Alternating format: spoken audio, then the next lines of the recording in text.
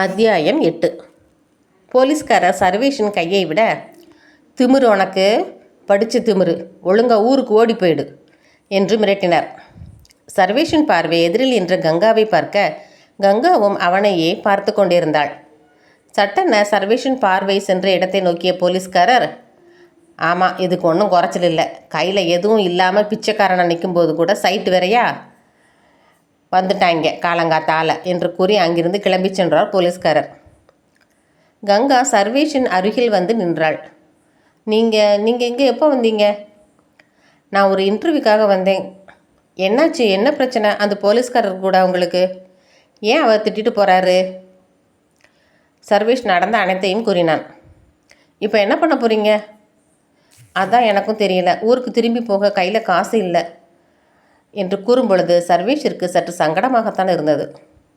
என் கூட வாங்க, முதல்ல இன்டர்வியூக்கு போங்க, நான் உங்களுக்காக வெயிட் பண்ணுறேன். வேண்டாங்கங்க, வேண்டாம், உங்களுக்கு ஏன் வீண் சிரமம்? அட வாங்க சர்வேஷ், எனக்காக எவ்வளோ பெரிய உதவி பண்ணியிருக்கீங்க, இது கூட நான் பண்ணலைன்னா எப்படி? ப்ளீஸ் வாங்க. இல்லை, அப்படி நினைக்காதீங்க, அன்றைக்கி கிடச்சது உங்கள் வேலை தான்.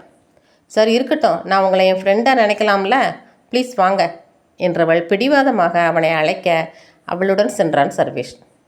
முதலில் அவனை மிக பெரிய ஹோட்டலுக்கு அழைத்துச் சென்றாள் கங்கா. அவளது செலவில் நல்ல உணவு வாங்கி கொடுக்க, இதெல்லாம் எதுக்கு கங்கா? என்னை வேறவங்கள நினைக்காதீங்க சர்வேஷ், உங்கள் ஃப்ரெண்டுன்னு நினச்சிக்கோங்க. உங்களுக்கு இந்த வேலை கிடைச்சதும் எனக்கு பெரிய ட்ரீட் வேணும் என்று கூறினாள். சர்வேஷும் சிரித்து கொண்டே சரி என்றான். அன்றைய தினம் கங்கா அவனுக்காக ஆஃபீஸிற்கு லீவு போட்டாள். அவனுடன் அவன் செல்ல வந்த இன்டர்வியூவுக்கு சென்றாள். அங்கு சென்று அவனுக்காக வெளியில் காத்திருந்தாள்.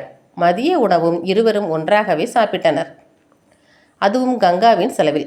மேலும் இன்டர்வியூ நடக்க அவனுக்காக மாலை 6 மணி வரை காத்திருந்தாள் கங்கா. பிறகு சர்வேஷ் அந்த கம்பெனியில் இருந்து வெளியில் வர அவனது முகத்தில் மிக பெரிய மகிழ்ச்சி தென்பட்டது. அதை பார்த்தவுடன் கண்டுபிடித்து விட்டாள் கங்கா. வேலை கிடச்சிருச்சா சர்வேஷ்? ஆமாம் கங்கா, கிடச்சிருச்சு. ரொம்ப தேங்க்ஸ் உனக்கு. சேச்சா, தேங்க்ஸ் எல்லாம் வேண்டாம் பாஸ், எனக்கு பெரிய ட்ரீட் வேணும். கண்டிப்பாக இன்னொரு நாள் வைக்கிறேன். சரி வாங்க, எங்கே டீ குடிப்போம், அப்புறம் நீங்கள் தங்குறதுக்கு ஒரு ஹோட்டல் பார்ப்போம் வாங்க. ஐயோ வேண்டாம், ஏற்கனவே என்னால் உங்களுக்கு நிறைய செலவு, போதும், நான் ஊருக்கு கிளம்புறேன். ஆஹா, ஊருக்கு எப்படி போவீங்க? பஸ்ஸில் தான். அடா, பஸ்ஸுக்கு டிக்கெட்டு?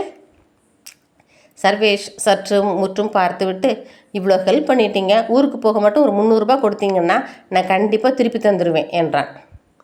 கங்கா லேசாக சிரித்தாள். என்ன நீங்கள் நம்பலாம் கங்கா? இன்றைக்கே ஊருக்கு போக போகிறீங்களா? ஆமாம். சென்னைக்கு வந்திருக்கீங்க, ஒரு நாள் சுற்றி பார்க்கலாம்ல? இல்லை, இன்னொரு நாள் பார்க்கலாம். அன்றைக்கி நான் செலவு பண்ணி உங்களை கூட்டிகிட்டு போகிறேன். நிஜமாவா? கண்டிப்பாக. சரி வாங்க, உங்களை பஸ் ஏற்றி விட்றேன் என்றவள் அவனை அழைத்து கொண்டு தாம்பரம் பேருந்து நிலையத்திற்கு சென்றாள். அவன் கையில் 500 ரூபாய் கொடுத்து, போயிட்டு வாங்க சர்வேஷ் என்றாள். ரொம்ப தேங்க்ஸ் கங்கா, உங்கள் ஹெல்ப் இல்லைன்னா இன்றைக்கி நான் இன்டர்வியூ போயிருக்க முடியாது. சேச்சா, அன்னைக்கு நீங்கள் ஹெல்ப் பண்ணீங்க, இன்றைக்கி எனக்கு உங்களுக்கு ஹெல்ப் பண்ண ஒரு வாய்ப்பு கிடச்சிது, அவ்வளோதான். பத்திரமா போயிட்டு வாங்க சர்வேஷ். என்றவன் பேருந்தின் உள்ளே நுழைந்து இருக்கையில் அமர சற்று நேரத்தில் பேருந்து கிளம்ப ஆரம்பித்தது. அந்த பேருந்து அங்கிருந்து செல்லவும் கங்காவின் மனம் ஏனோ சஞ்சலம் அடைந்தது. அவனை பிரிய அவளுக்கு சற்றும் மனமில்லை. அதே நேரம் சர்வேஷும் பேருந்தின் பின்ஜனல் வழியாக திரும்பி திரும்பி பார்த்து கொண்டே சென்றான். பழகியது ஓரிரு நாட்களே என்றாலும் இருவரின் மனதிலும் ஒரு அழகிய நட்பு உருவாகியிருந்தது. நட்பை தவிர ஏதோ ஒரு ஈர்ப்பும் இருவரின் இடையிலும் இருந்தது. மீண்டும் ஒருவரை ஒருவர் சந்திப்பதற்காக காத்திருந்தனர். சர்வேஷ் மனம் முழுவதும் இன்று நிகழ்ந்த நிகழ்வுகளையே நினைத்து கொண்டே சென்றான். காலை பொழுது அவனுக்கு கசப்பாக அமைந்தாலும் அதற்கடுத்து அவனது இன்றைய நாள் மிகவும் அழகாகவே அமைந்தது. இருந்தாலும் காலை நடந்த நிகழ்வுகளை தன் தாயிடம் கூற வேண்டும் என்று நினைத்து கொண்டே சென்றான். அவனது மனம் இப்பொழுது அவன் கையில் இருந்த கடிகாரத்தை பார்த்தது. அது அவனது மாமாவின் கடிகாரம். அதை அவனது தாய் ஒரு நாளிற்காக வாங்கி கொடுத்திருந்தார். ஆனால் இன்று அந்த கடிகாரத்தையும் காணவில்லை. அதையும் களவாடி சென்று விட்டனர். அதை நினைக்க அவனுக்கு மிகவும் வருத்தமாக இருந்தது.